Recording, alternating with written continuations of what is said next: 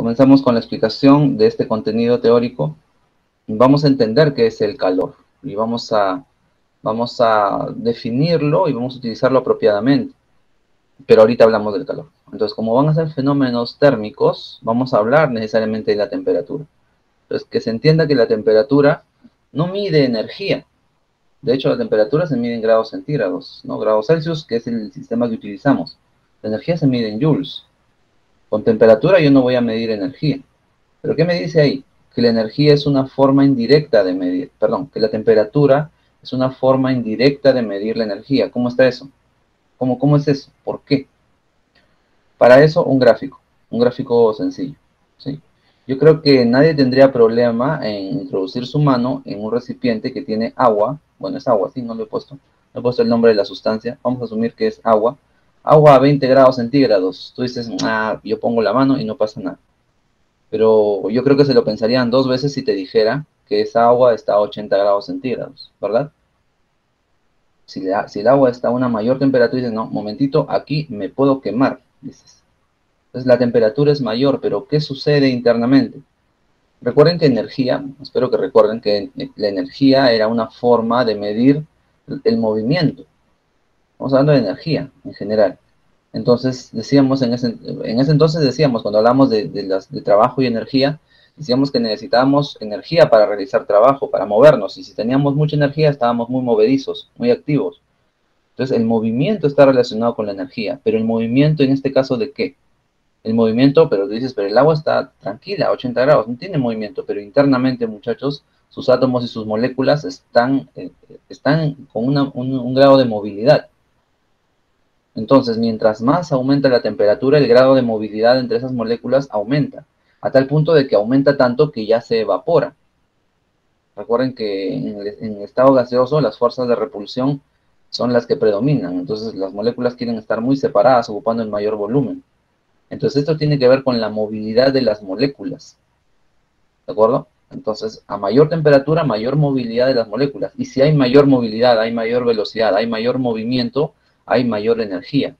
¿Pero qué tipo de energía es? Ese es otro tipo de energía que se llama energía interna. Es decir, todo objeto, toda sustancia, por el solo hecho de tener masa, y la masa está formada por átomos y moléculas, y esos átomos y moléculas están en constante movimiento, ya sea de traslación o vibración, si es un sólido. Entonces esa es la energía interna. La energía interna es la suma de todas las formas de energía que tiene almacenada la sustancia por el solo hecho de tener masa. Esa energía interna es la que está aumentando con la temperatura. Entonces, si aumenta la energía, obviamente aumenta la temperatura. Entonces, por eso hay una relación directa entre lo que mide la temperatura y el contenido energético de una sustancia. Entonces, eso es la temperatura.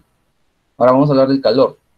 El calor, muchachos, no es una energía almacenada, por favor. No es una energía almacenada. Entonces, una sustancia no tiene calor almacenado. Una sustancia almacena energía. Una sustancia almacena energía y esa energía, esa sustancia que tiene una cierta cantidad de energía tendrá una cierta temperatura. Y si esa sustancia interactúa con otra que tiene otra temperatura diferente, es decir, otro contenido energético diferente, ocurre de forma natural y espontánea una transferencia de energía en forma de calor. O sea, la energía que tiene un cuerpo, el cuerpo que tiene mayor temperatura, es una energía mayor, se transmite y pasa, es como si le contagiasen, como si le contagiara calor, le contagia energía. La energía va desde el cuerpo más caliente al cuerpo más frío, el cuerpo de mayor temperatura al cuerpo de menor temperatura. Esa energía que se mueve se llama calor. Pues ese calor que pasa de una sustancia a otra no es infinito, se detiene en algún momento. Entonces no pasa infinitamente la energía. Entonces, al pasar la energía del cuerpo A al cuerpo B, el cuerpo B va aumentando su temperatura y el cuerpo A va disminuyendo su temperatura. Entonces, uno está a más temperatura que otro. Sucede que el cuerpo de mayor temperatura disminuye y el cuerpo de menor aumenta, pero llega a un punto en el cual las temperaturas se igualan. Esa condición se llama temperatura de equilibrio, equilibrio térmico. Y en el equilibrio térmico cesa la transferencia de calor, o sea, el calor ya es cero, ya no hay transferencia. Y cuando hablo de interacción de cuerpos, no necesariamente es el contacto, ¿no? Porque sabemos que nosotros, por ejemplo, recibimos la energía calorífica del Sol. Y esos rayos solares atraviesan millones de kilómetros hasta llegar aquí. Y atraviesan el vacío. Entonces, esa es otra forma de la que se mueve el calor. O sea, no siempre tienen que estar en contacto, ¿ok? Listo. En el equilibrio térmico, entonces, se igualan las temperaturas de todos los objetos.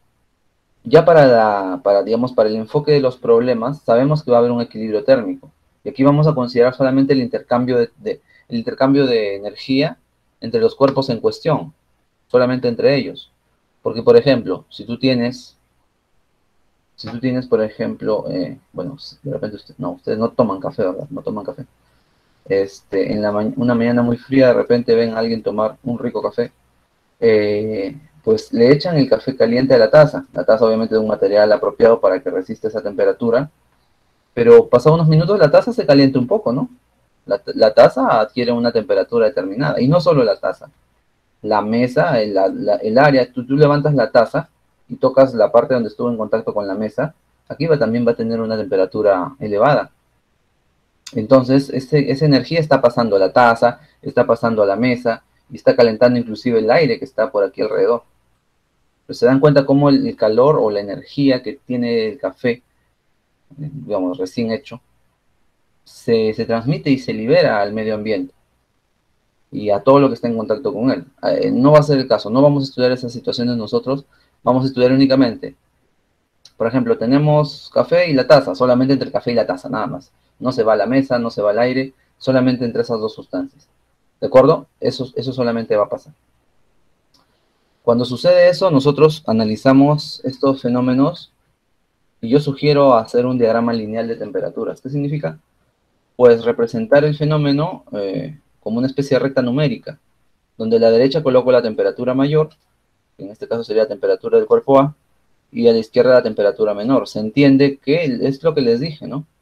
El, el cuerpo de mayor temperatura le transmite energía en forma de calor. Entonces, el cuerpo A se enfría. Quiere decir que el cuerpo A disminuye su temperatura hasta una temperatura de equilibrio, donde se igualan, ¿no? Y el cuerpo B aumenta su temperatura, pero hasta una temperatura de equilibrio.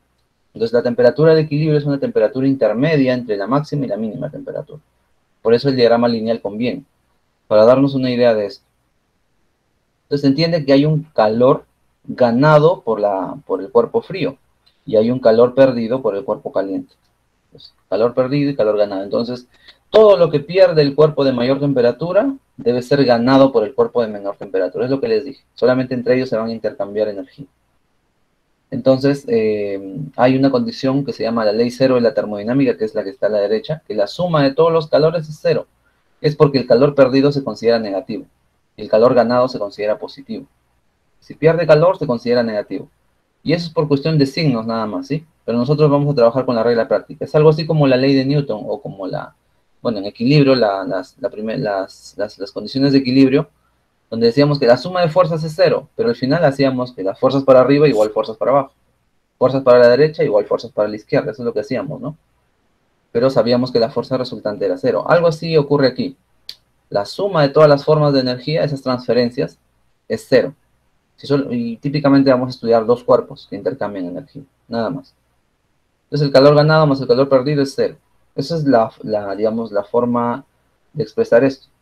Pero como les digo, nosotros vamos a utilizar la forma práctica en la que dice que el calor ganado por una sustancia es igual al calor perdido por otra. Nada más. Esa forma práctica vamos a usar. Y eso se representa aquí. Pero ya, está bien, el calor que gana uno es el calor que pierde la otra, pero ¿cómo calculo ese calor? Y ahora sí, ahora nos vamos a la parte de cálculo, la parte matemática. ¿Cómo calculo el calor? El calor lo calculo con el famoso semata. El semata, calor específico, masa y variación de temperatura. Este triángulo T, como les dije en su momento, es el más odioso para algunos de ustedes, o para algunos de los que recién se enfrentan a este capítulo. ¿Qué es esto?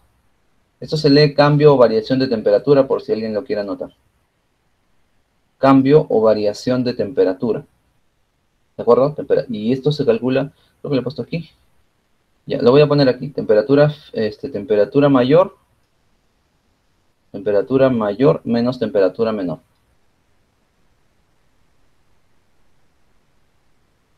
Así va a ser.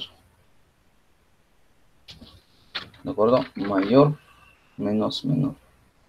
Para quien lo quiera anotar y sugiero que lo tengan esto en cuenta, por favor. Listo.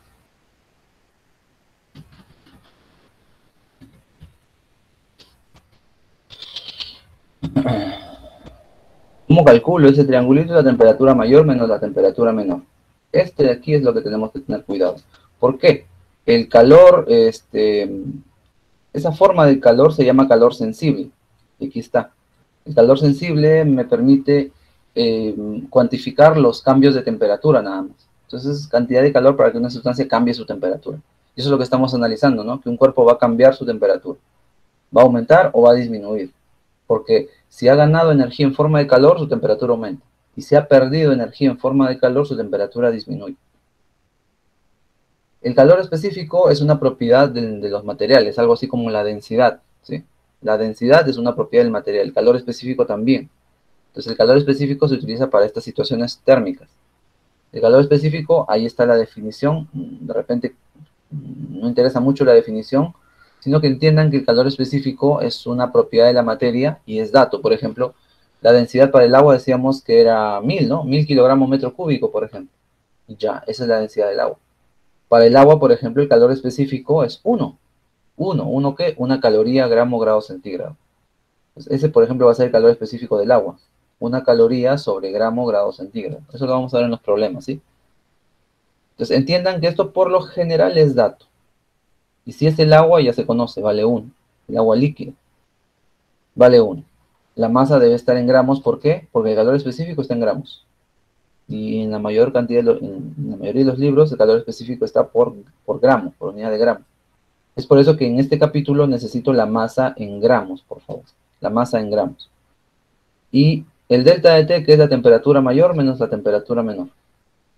Entonces, si es así, si todas esas unidades o esas cantidades están representadas así con esas unidades, el calor se va a medir en calorías, que es otra forma de representar la energía. ¿Sí? Esta forma práctica me va a permitir explicar este delta de T. Rapidito, ¿sí? Por ejemplo, tengo agua a 20 grados centígrados y tengo agua a 80, como se mostraba aquí, 20 y 80, pero ahora las voy a poner en contacto, o sea, las voy a mezclar. Se te malogró la terma en casa, es un día muy frío y necesitas darte un duchazo. Ah, pues calientas un poco de agua, ¿no? Calientas un poco de agua y tienes agua fría, las mezclas y tienes agua tibia. Ahora sí, a bañarse. Entonces, cuando mezclas esas sustancias que son agua líquida, se entiende que va a haber, un proceso de transferencia de energía. Pues la sustancia que está más caliente le pasa un poco de energía a la sustancia más fría, la fría aumenta su temperatura, la caliente disminuye, se alcanza el equilibrio térmico. Entonces, aquí nos sirve ese diagrama lineal. Ojo, y no lo he puesto aquí, pero si gustan, añádanlo. Aquí sirve el diagrama lineal. Entonces, si esto está a 25, perdón, a 20 grados centígrados, y este está a 80 grados centígrados, es lo que les decía, ¿no? El diagrama lineal. Y va a existir una temperatura de equilibrio que por dato del problema va a ser 45 grados. Imaginemos que la temperatura de equilibrio es 45 grados centígrados. Entonces existen los deltas. ¿Cuál es el cambio o la variación de la sustancia fría? La temperatura mayor menos la temperatura menor.